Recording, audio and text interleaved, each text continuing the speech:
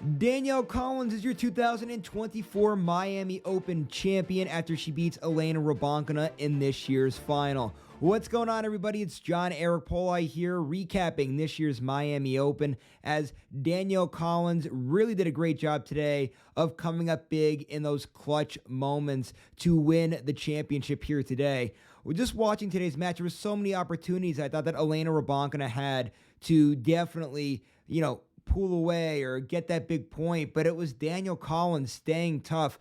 Early on in that first set, Rybakina had, 3 or 4 opportunities to break Collins. Collins stands in there tough, hangs on to get that point. Then later on in that set, gets the late break to beat Rybakina in the first set. And then we saw that last set. It was Collins at the very end of that match there, serving to put it away, and Rybakina is so tough there at the end. And it took Collins, 4 or 5 championship points just to put Rybakina away. And that really made the difference, in my personal opinion, in this match here today. It was in those big moments. It was Danielle Collins who was able to dig deep and win those big points. And I'm so happy for Danielle Collins, too. Anybody that's followed her career has, known that she's been so close to these really big moments, losing in an Australian Open final, making a run as an unseeded player to a Miami semifinal. Now here we are here, as she's not even ranked, winning this Miami Open. Glad to see her finally win a really big tournament like this, as it's a WTA 1000 event, one of the best events on the whole entire tour. So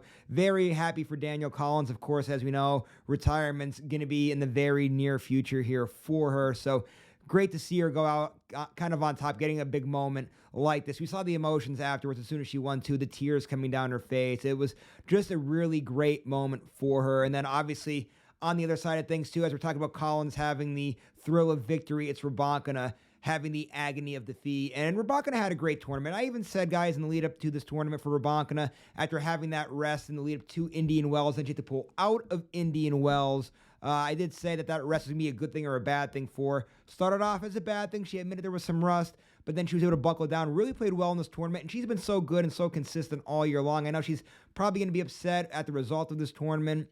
And I know there were some moments, like I said, in this matchup that she probably wishes could have went differently or things she could have did differently.